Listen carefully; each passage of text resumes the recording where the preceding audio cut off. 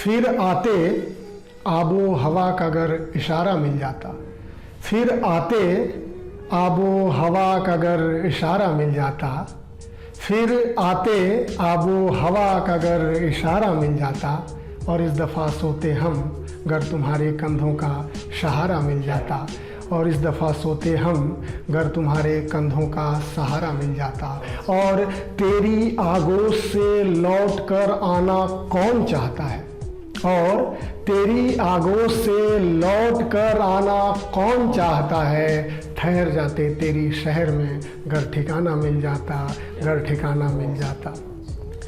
मैं कुछ और मिसरे आपको सुनाऊंगा। जब इंसान प्रेम में होता है और अपनी प्रेमिका के लिए जब उसके मन में बहुत सारी भावनाएं जागृत होती रहती हैं, और साथ ही साथ यह भी अंदेशा होता है कि आने वाले समय में हम जब एक नहीं हो पाएंगे तब उसके कंठ क्या कहते हैं, उनकी भावनाएं क्या होती हैं, ये मैं कहना चाह रहा हूँ। तब प्रेमी अपनी प्रेमिका के लिए कहता है कि पानी तो नहीं हो तुम, पानी तो नहीं हो तुम, लेकिन पनघट से कम भी नहीं हो। पानी तो नहीं हो तुम, लेकिन पनघट से कम भी नहीं हो, और भीड़ तो नहीं हो तुम, और भीड़ तो नहीं हो तुम, लेकिन जमघट से कम भी नहीं हो। भीड़ तो नहीं हो तुम, लेकिन जमघट से कम भी नहीं हो, और मेरी तो नहीं हो तुम, और मेरी तो नहीं हो तुम, लेकिन हमदम से कम भी नहीं हो। क्या कहें, क्या कहें, क्या हो तुम मेरे लिए, कुछ भी तो नहीं हो, लेकिन कुछ भी तो नहीं हो, लेकिन सब कुछ से कम भी नहीं हो, सब कुछ से कम भी नहीं हो। ये एक कविता है, और इस कविता को शायद मैंने पहली बार पब्लिश हुआ था, और इस कविता को मैं जहाँ भी जाता हूँ वहाँ पढ़ता हूँ।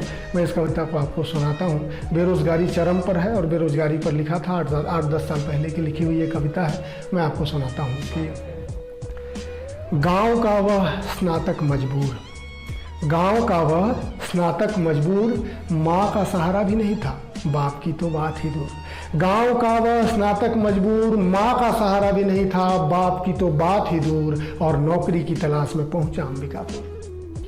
माँ का सहारा भी नहीं था, बाप की तो बात ही दूर, और नौकरी की तलाश में पहुंचा अंबिकापुर। विश्वास तो नहीं था, हल्की सी आस थी जरूर, जानकारी मिलते ही पहुंचा एक दफ्तर, बोला साहब मेरा घर है बहुत दूर, घने जंगलों में सुदूर, और विश्वास से आया हूँ नौकरी मिलेगी जरूर। विश्वास से आया हूँ नौकरी मिलेगी जरूर। पहले चाय पिलाई, पहले चाय पिलाई, किसने, साहब ने। पहले चाय पिलाई, आगे गफलस में गंवाई, टोका साहब ने अब अंतिम बार, क्या होगी मेरी पगार।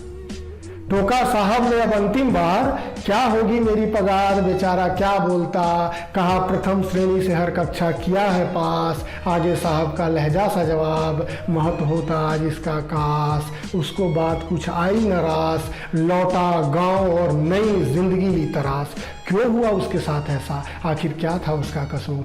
क्या हम नहीं हो सकते गांव का वह स्नातक मजबूर। आप कहेंगे हाँ शायद, जरूर जरूर जरूर गांव का वह स्नातक मजबूर। बहुत बहुत धन्यवाद, नमस्कार।